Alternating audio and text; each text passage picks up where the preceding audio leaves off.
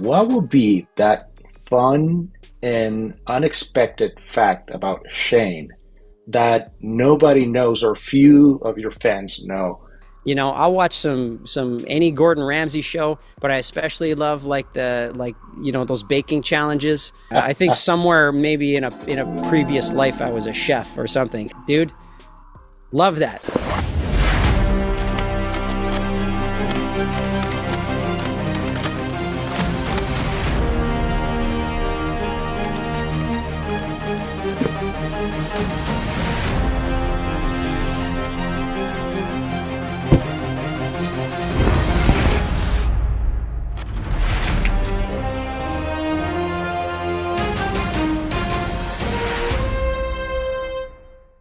Hey, Oscar here with Comix, connecting readers and collectors with comic book creators. Today, we have Shane Volk, a rock singer and a comic book artist. If you guys don't know, he's the voice of One Bad Song, and he's the artist behind the amazing Nottingham comic book. He has some current projects that we can talk about that. But let's dive into the world of music, comics, and everything in between. So, Shane, welcome to the show. Oscar, thanks for having me, man. Good to be here. Great. Let's get started. Let's talk about a little bit of, because people here know about the Nottingham comic book, but I'm sure there's a lot of people who didn't know that you are the lead singer of this successful band. So can you tell us a little bit about yourself and also some cool facts that people wouldn't know, that you are also not just an artist as in music and Yep. drawing, but also in acting. So anything you can share to us. Well, yeah, man, absolutely. I grew up on a farm in rural Saskatchewan.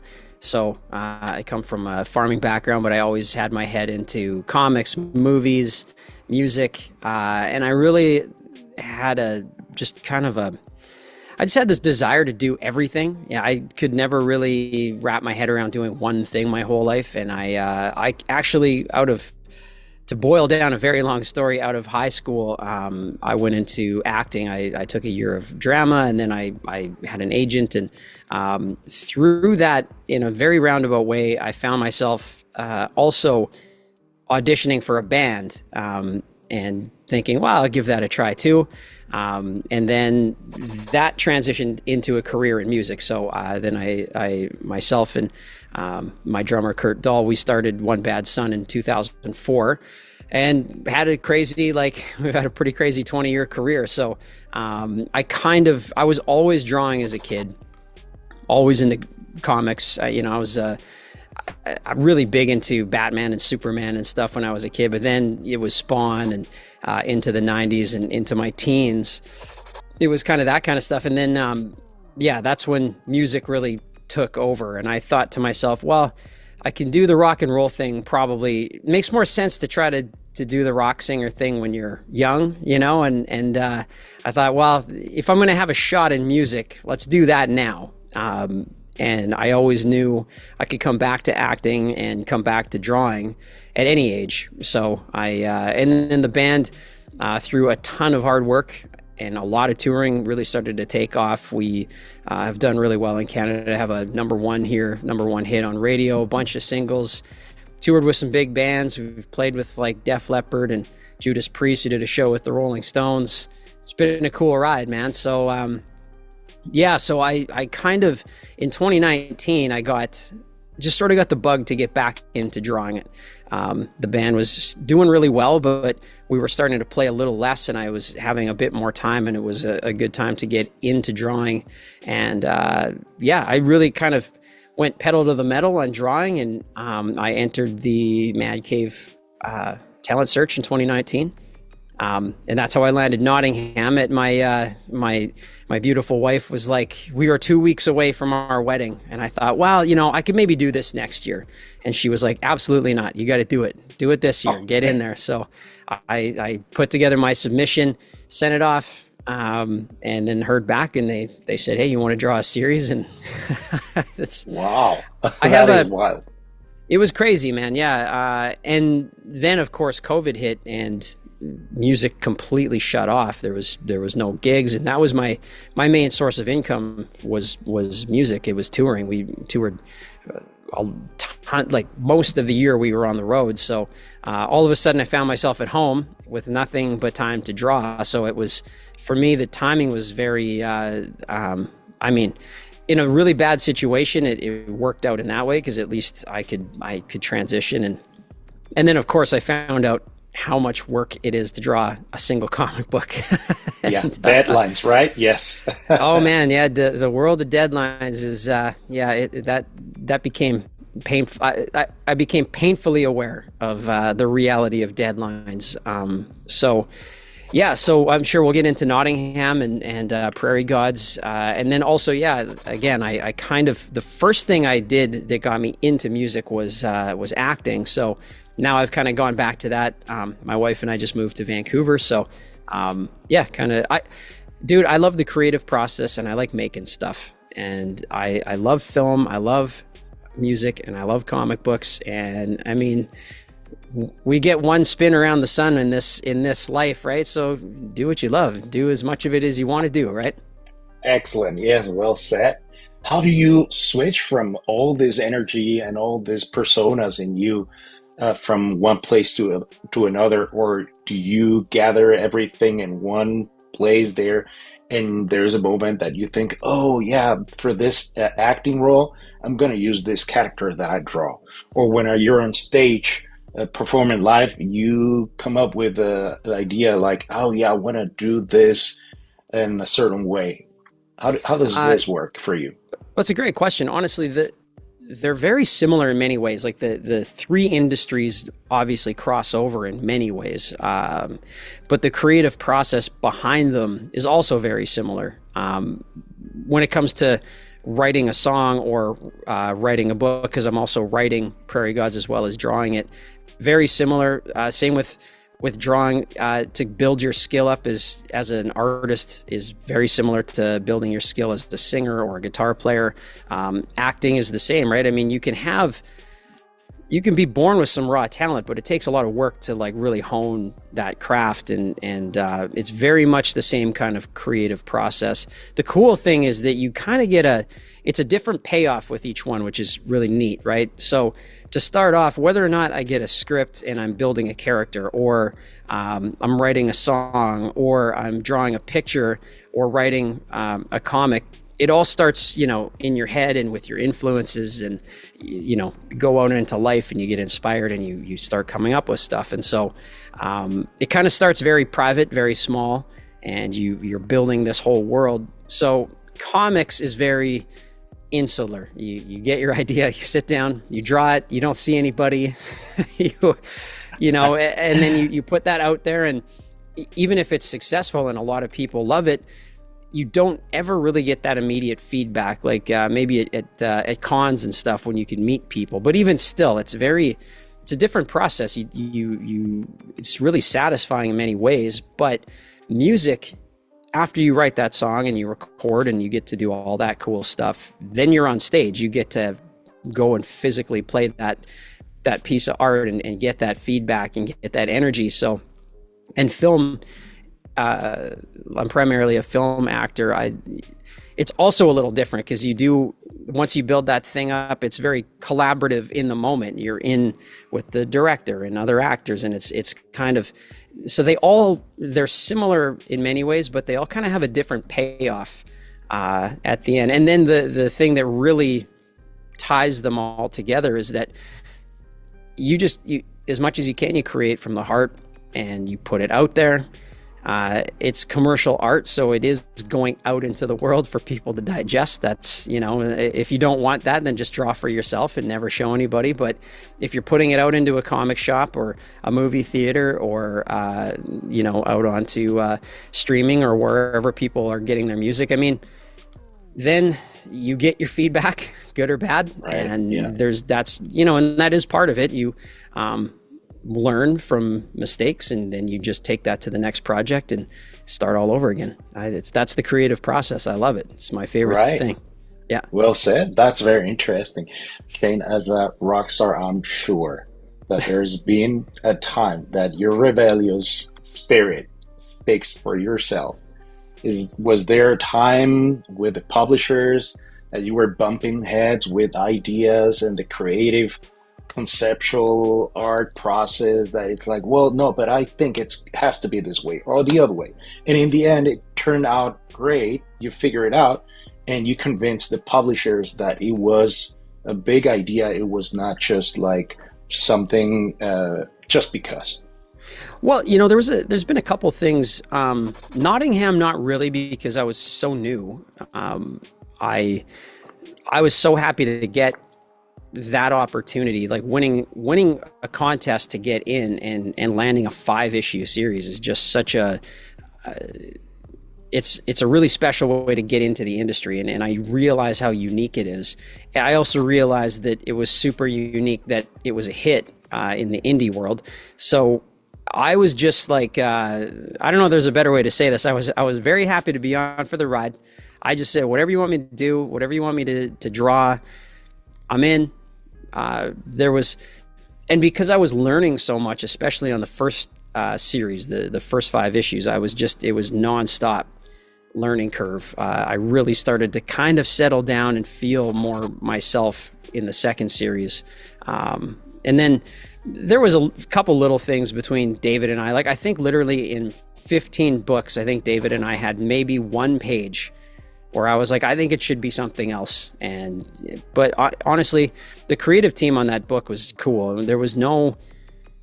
David's script was amazing. Like the stories were amazing. I loved the characters. I loved what he did with the world.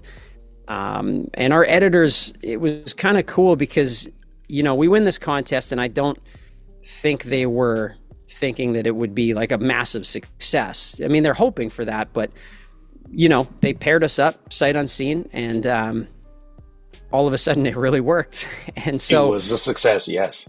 Totally. And so I think the cool thing is that our editors and Mad Cave in general was just like, hey, that's working. We're not going to change the formula. Like, you guys you're doing it. It's selling. People are loving it. Like, why would we come in and start to mix up the formula, right? So, but I will say that with Prairie Gods, because I'm writing it, drawing it, and coloring it, there was a little bit of pushback on me coloring because I'm a huge fan of flat color. I like, if I could somehow like pull out of my time, I'd love to be like a 70s, 80s like comic artist. I love that flat color, and it's not the norm now, right? I mean, it just isn't. Right. And so I will say that I used like a little bit of leverage from the success of Nottingham to say, hey, give me a shot. They were not 100% sure if that was the way to go, but it worked out really well, and the response to my color has been great, which is very cool, because I think it's just a personal choice. I think when it comes to creating, your initial question about my rock and roll rebellious side, definitely some of that's in there where I'm like, well, if you tell me it has to be this way, I'll do it the opposite way. Like, F you. I'm like, I'm going to don't tell me to do one thing, as I will do the opposite thing because that's like a part of my rock and roll nature. But also I think it's a self-expression thing. I loved Luca's color on Nottingham, and it worked so well for that book. It just kind of, everything came together to make a really special project. But as a creator, I'm like, I just want to see this style of color on my art. Because I think I always loved, coming out of the early 90s when I really kind of got into comic books, I loved that weird in-between time when we had like Todd McFarlane art, this crazy, like super like detailed art, but the flat color really helped the detail pop, I think. Like, I love Spawn, but I think once they started getting into digital color, you kind of lose the craziness of the line art when you're killing it with so much rendering in the color. That's just my opinion. It's just what I like, right? I'm not saying that it's bad color, because I don't think there's any such thing as bad art. There's just art. There's yours, there's mine. Right. you have tastes and preferences, period. There's nothing that's bad or good. It's whether or not you like it. I just love flat color. So there was a little pushback, but I said, hey, give me a go.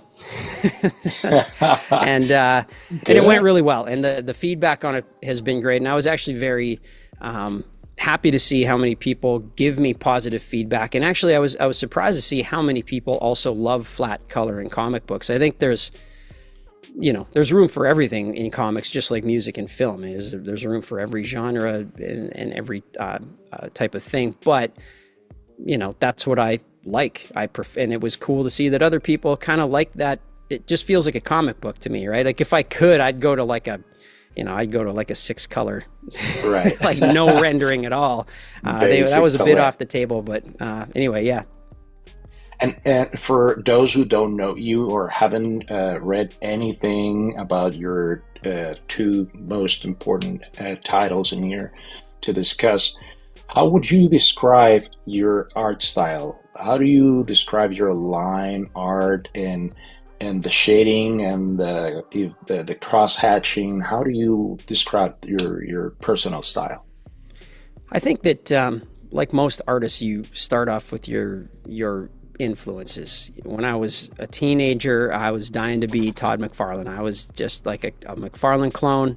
I moved on to being like trying to be some sort of, like when I got back into it, I was trying to be a bit of like a Sean Gordon Murphy clone. And then I have so many artists that I love. Bill Sienkiewicz is a huge influence. Mike Mignola, Jason Sean Alexander. So there's the through line is I love heavy blacks. I realize that, but when you're trying to emulate another artist, and I'm not saying I was trying to rip them off, but you're like really struck by an art style and you think, oh man, I want to try to absorb some of that energy. You immediately find out you're not that artist. Right, you got to steal as an artist, right? Yeah, and the cool thing is like I think if you take that path of saying like I will try to draw just like that person, in doing that, you realize what doesn't work for you because they have their own voice. They're channeling their influences, and there's no way that you're gonna. I mean, some artists do, I think, emulate other artists maybe too close. For me, I'd get into an artist and I'd sort of like pick things up from their style, and I would start to realize a little bit more of my own style. And as I move on to another artist, you kind of are picking things up, and the whole time and as you're discovering artists, like I discovered Sienkiewicz kind of late, and then I got into especially his 80s stuff like New Mutants, and it just blew my mind.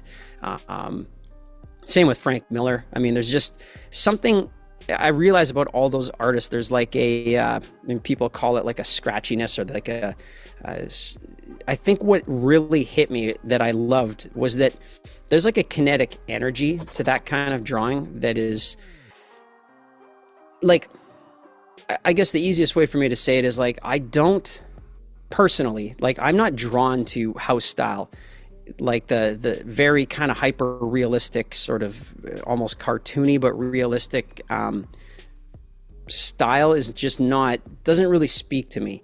I don't really know for what reason, but I'm really drawn to this kind of kinetic, almost like I've said this about Sienkiewicz before, it almost looks like he inks too fast. Like he's like on the edge of being out of control. And I love that because I think what I've discovered and really leaned into with my style is trying to get energy on the page, not just in the way you set the page up. And obviously you know, if you're drawing a fight scene or something, you need to make it dynamic. You need to have the bodies and stuff in ways that look great, but also I really am channeling this, like if I'm putting my energy into it, and I ink very fast, like I pencil pretty slow, I take my time with layouts, but then I ink just as quick as I can because I like the feeling of just like letting that thing happen. I don't plan my blacks that much. I just kind of let it happen on the page. Like I'll know where the lighting's kind of generally coming from, so I'm not completely lost. But I just sort of like you kind of get into this flow where you're like the page is kind of giving you cues as you're going, and you kind of get that. I love that part when you get into inking and it just becomes this sort of flow until you realize that you've either completely fucked it up or you did a pretty good job. I love it. Any particular tool that you prefer since you're a traditional artist? I'm both actually. So I draw digital and traditional. So digitally, I've really just recreated my tools that I use. But I use a like a parallel pen, like a calligraphy pen. Basically, I have about 3 or 4 tools. Like I don't use much. A brush. I have my parallel pen and a couple of different like 0.3 pens for because I like that deadline style. And then markers. That's really it. And I'll use a toothbrush for spatter and that kind of stuff, and a ton of whiteout. So okay. And when I draw digitally, I draw the same way. I don't erase things. I use white to draw so that it feels like I'm drawing with whiteout. I like to work it digitally the way I work a page because it just feels right.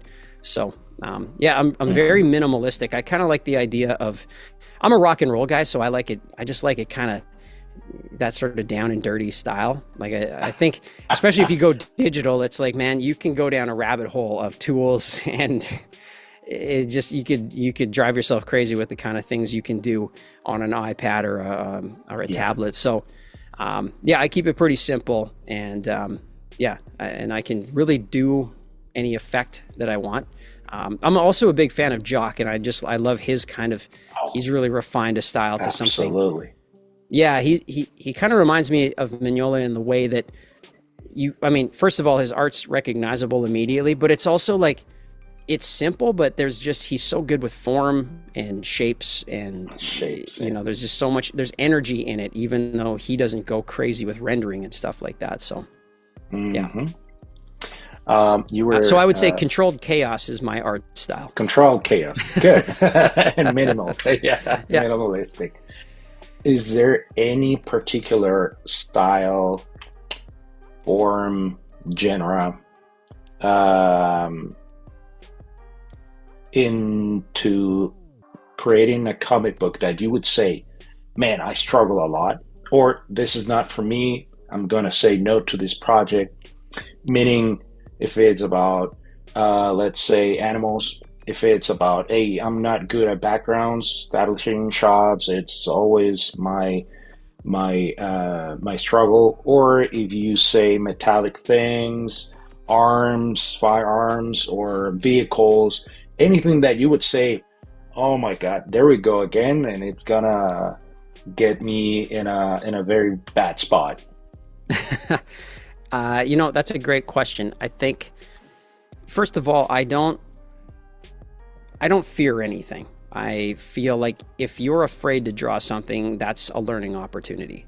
And if you have drawn, like, there's the things everybody talks about, like horses are difficult, cars are difficult.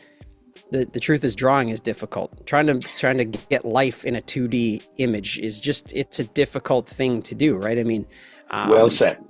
Yeah. So I think that you can really trap yourself by going into something saying, oh, this is going to be hard, because of course it's all hard. So you just the more of it you do, it's like learning language, right? So if you're afraid to draw horses, then like draw some horses, but don't just draw a horse. Like try to breathe some life into it. If you kind of feel this, like, oh, I'm just struggling through it, or I'm trying to I just want to get that over with. You're not gonna master it. Number one, you're not gonna draw anything exciting. Number two, so like one of the big reasons I did Prairie Gods is coming out of Nottingham, where it was all medieval, and I really enjoyed drawing that stuff. I enjoyed drawing horses after a while and kind of getting into that rhythm, but I wanted to challenge myself drawing cars, drawing some sci-fi stuff, and there's definitely things that I'm like less excited about. It's not things that I love to draw, but I think that if you're, as an artist, you should at least challenge yourself to do everything a couple of times, because I know, like, guys like Mignola, when he did Hellboy, he was like, he doesn't love backgrounds, he doesn't love cars, so he's like, I like drawing stuff and it's crazy like twisted dark stuff. And that's super cool. You can do that for sure. But I'll tell you what, he can draw a car. He can draw a background if he needed to go crazy. Like, he can do that. And if he needed to call on that, he could do it. So I think you can kind of psych yourself up by saying, oh yeah, I don't really like drawing guns. Well, I that's part of the gig, right? And I think that, I don't know. It's difficult. Even backgrounds, I think I initially was like that. I don't see great in 3 dimensions. Like, in my mind, I do have a challenge kind of, breaking down things or trying to see a 3D space. So I've got a couple of tools that I really like to use. Like, I'll go into like Sketchfab, or I'll go into, and I'll just get a room. Doesn't have anything to do with what I'm drawing, but just to twist it around to see, oh, okay, like I can see those angles, and then I can sort of, my imagination then takes over. So there's ways that you can, especially in our era now, like you get all the reference you could ever want. If you're afraid to draw a building, like, just Google New York City. There it is. Don't let the fear take over. Fantastic. I would like to ask 2 more questions for today with you, Shane.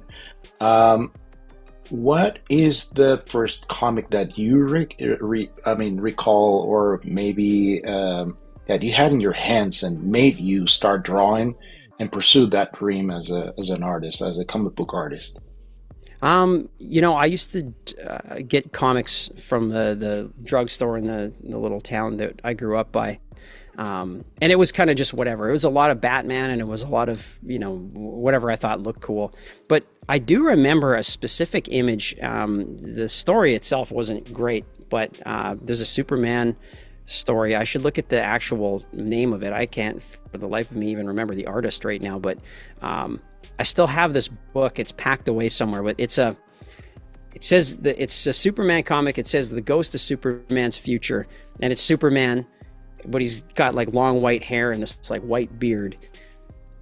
I don't know what it was, and it's interesting because it wasn't the most like action packed. It was just something about the drawing that, I don't know. I could, as a little kid, I was like, that just looked so cool to me. I don't know what it was, and I kind of triggered something in my brain to start like getting into that. And that's one I specifically remember.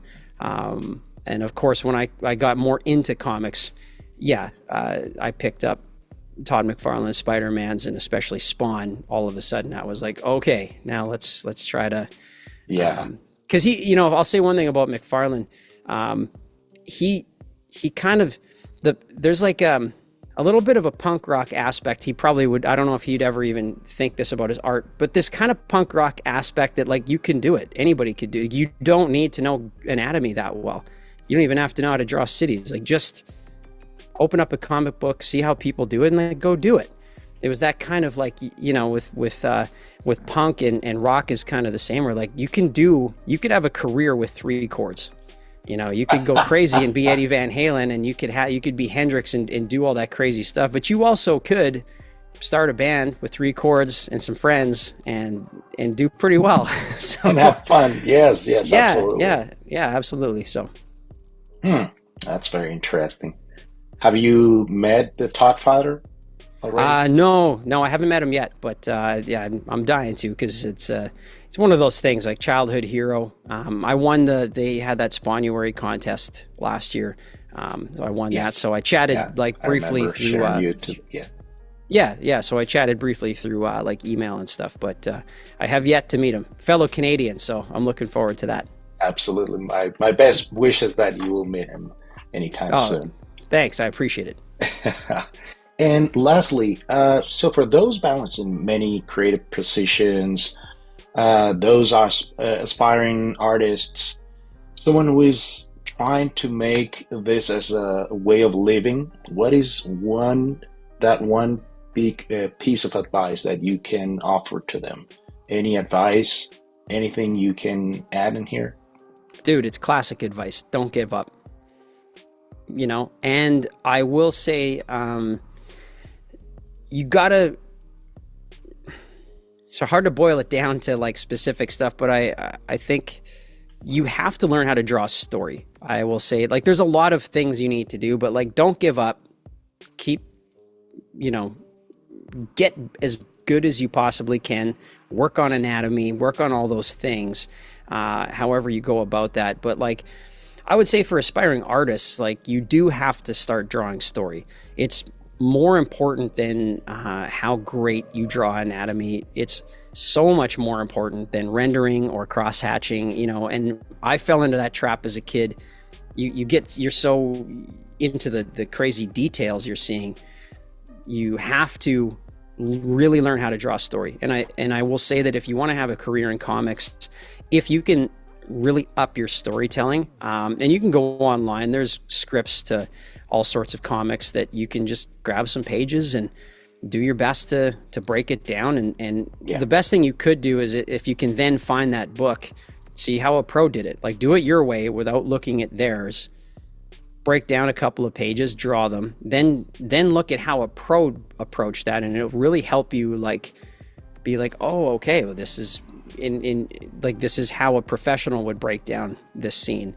I think that's a big piece of advice I would give, especially for artists, is draw stories. Like, even write your own, write a page out, draw it. And there's nothing more important as a comic book artist than being able to be a storyteller. Because if you can tell a convincing story, make it interesting, make it exciting, that will land you work far more than like your technical ability. So I could give you a million other pieces of advice, but I think that is, for artists especially, that's a big one. That's very much appreciated. I'm sure a lot of people who are watching this are going to appreciate, and thank you for those insights and those advices. Thank you very much. One last additional question before we go. That sounds good. And this is try to think a little bit about this one. What would be that fun and unexpected fact about Shane as an artist, as an actor, as a comic book writer, Rockstar, that nobody knows, or few of your fans know, that it will make them laugh? Well, you know what? I got one off the top of my head, because I just indulged in this. I was just out on location, and I had a hotel room for 2 nights. And for as much as I love, like, I grew up watching like Sergio Leone movies, and I love Tarantino, and comic books have been my life, and I love kind of not horror so much, but I love the supernatural things. I love like rock music. I love screaming into the mic. But I'll tell you what I really love, man. If I'm in a hotel, you give me like a baking show or like anything on the Food Network. That is just like heaven to me. If I can just chill for a night and like I'll watch some any Gordon Ramsay show, but I especially love like those baking challenges, where they're making cakes or cookies. Dude, love that. That is just like a whole other world to me. That like I think somewhere maybe in a previous life I was a chef or something, because I love that stuff. So if there's a weird fact about me, maybe that's the one. I love it. Who doesn't like to eat, right? Oh, come on, right? Come on. And eat well. Well, this was Shane with us with All Comics. Thank you, Shane, for being with us. We really appreciate your time and all your insight. We love your comics. I'm sure we'll do this again anytime soon. So thank you for your participation, with your great stories. And guys, thank you for tuning in. Please don't forget to subscribe, like this video, and put your comments. Let us know how you felt about this nice conversation, comic book talk, and we'll see each other again very soon. Thank you, Shane. Thanks, Oscar.